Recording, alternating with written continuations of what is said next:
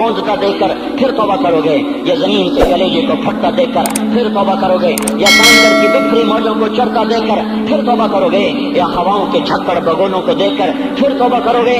नहीं नहीं, फिर तौबा का वक्त निकल जाता है। अभी वक्त है, अभी हम लौट आए, आ जाएं। कब्रों की वो सीधगी याद करो, कब्रों के अंधेरे याद करो। और मैं आपको सुना रहा था, उस कब्र ने मुझे रोक लिया, उसकी एक एक मट्टी के जर्रे ने मुझे कहा कुछ इधर पढ़ दो, यहाँ कोई नहीं आया।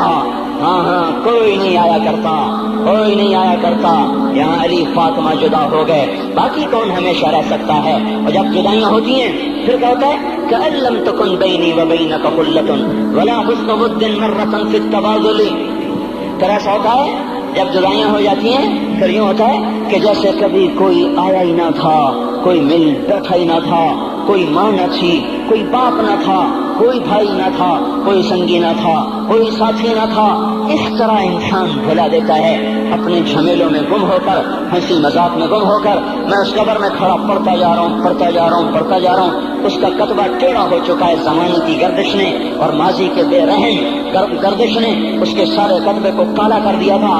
मुझे तजस्सुस हुआ, मैं देखूं ये है कौन जिसकी खबर ने मुझ जैसे अजनबी को रोने पे मजबूर कर दिया और मुझे खड़ा कर दिया। मैं करीब हुआ, मैंने झाड़ा तो पर लिखा हुआ था अल्लाह अकबर, रुस्तम हिंद इमाम बख्श।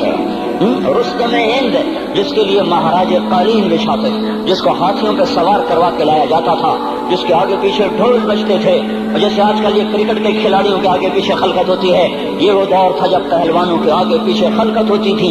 आज उसकी खबर वीरान होकर कह रही है कोई इधर भी तो पढ़ के जब चलता जाए, कोई यहाँ भी तो कुछ तोहफा देता जाए।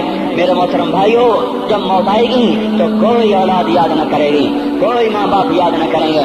माएँ लाल भूल जाती हैं, माओं को बच्चे भूल जाते हैं, माओं को बच्चे भूल जाते हैं, बाप औलादें भूल जाते हैं, बीवियों को खामिन मिल जाते हैं, खामदों को बीवियां मिल जाती हैं, यारों को यार मिल जाते हैं। वो तो हम हैं जो जाके तहे खाक सो जाते हैं। अकेले तन्हा जिंदगी का सफर शुरू हो जाता है। अली बिन अबी तालिब जैसा शाह सवार, अल्लाह ताला का मुकर्रम महबूब इंसान, जिसको अल्लाह के नबी ने कहा अली तुझे बशारत हो, जन्नत में तेरा घर मेरे घर के सामने होगा।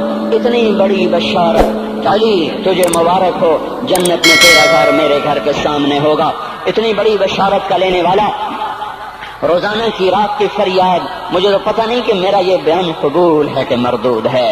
आपको पता नहीं आपकी आमद कबूल है कि मरदूद है। आज 25 रोजे रखते हुए हो गए, कुछ पता नहीं अल्लाह ताला कबूल करेगा या रद्द कर देगा। बड़ी जात है, आज तक जिंदगी में कोई एक अमल भी नजर नहीं आता जिस पर हम दावा कर सकें ये काम तो मेरा अल्लाह को बड़ा पसंद आएगा और मेरी बख्शिश का सामान हो जाएगा।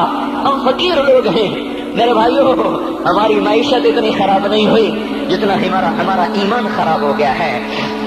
हमारा फकीर, उसका चूल्हा ठंडा हुआ है, हमें उसका दर्द है, लेकिन उसके चूल्हे ठंडे होने का इतना दर्द नहीं है जितना उसके ईमान की अंगीठियां सर्द हो चुकी हैं, जितना ये दर्द है, क्योंकि ये फकर मालदारों को भी हासिल है। ये फकर पूरी दुनिया पे छा चुका। मालदार भी फकीर हैं, दुकानदार भी फकीर हैं, ताजर जमींदार भी फकीर हैं। आज जो जितना बड़ा दुनियादार है वो ईमान का उतना बड़ा फकीर हो चुका है, वो भकारी हो चुका है। कुछ नहीं हमारे पास, कोई दावा नहीं जिंदगी भर के किसी एक अमल पर। जिनको जिनको जिनको जिनको जन्नत के परवाने मिल गए, अली का घर मेरे घर के सामने, फातिमा मेरी बेटी जन्नत की औरतों की सरदार, हसन हुसैन जवानों के सरदार, जिनको जन्नत के परवाने मिले।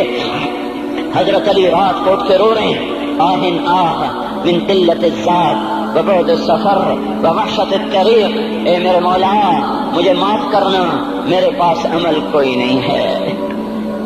ए मौला मुझे माफ कर दे, मेरा अमल थोड़ा है। और मैंने अभी क्या कहा है, मैंने अभी क्या बताया आपको कि अली का घर नबी के घर के सामने है, तो कुछ तो सोचो।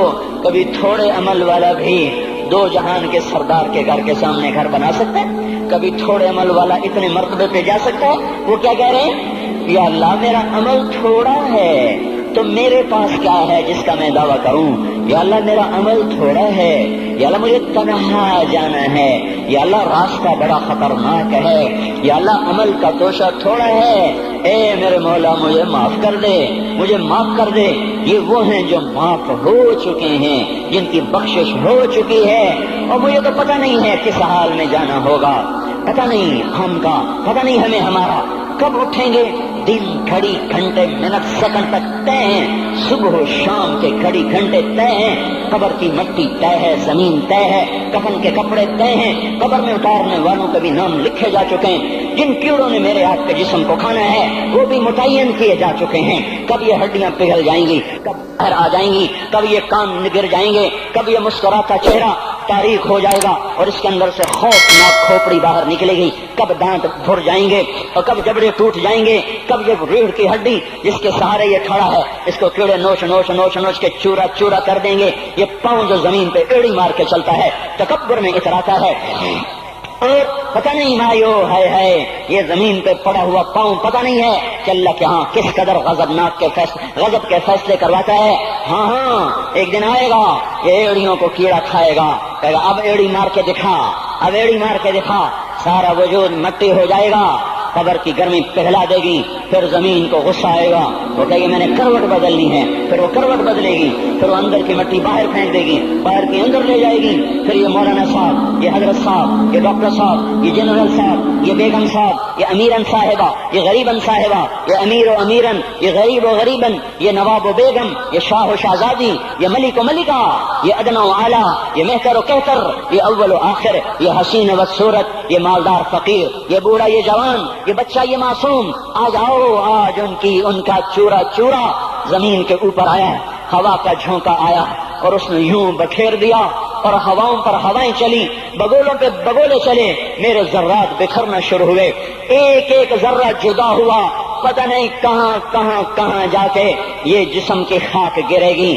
او میرے بھائیو، جس وجود کا یہ انجام ہو، ہم اس کو اللہ کی نافرمانی پہ چلا دیں تو ہم سے بڑا نادان کون ہوگا، ہم سے بڑا گھاٹے والا کون ہوگا، خسارے والا کون ہوگا۔